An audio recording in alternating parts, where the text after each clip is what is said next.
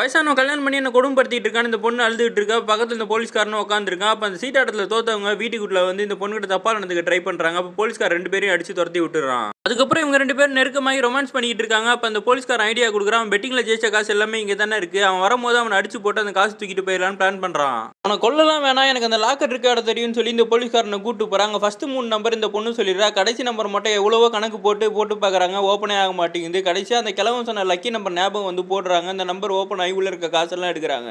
காசெல்லாம் எடுத்ததும் போலீஸ்காரன் சொல்றான், ரைடுக்காக தான் வந்தேன், இவ்வளோ நேரம் உன்னை ஏமாத்தினேன்னு சொல்லிட்டு அந்த காசெல்லாம் எடுத்துட்டு போக ட்ரை பண்றான். அந்த பொண்ணு சொல்றா, உன்னை நம்புனேன்னு சொல்லி ஒரு பொருள் எடுத்துட்டு வந்து இவன் தலையிலேயே அடிச்சுட்டு வீட்டுக்குள்ள போய் ஒளிஞ்சுக்கிறா.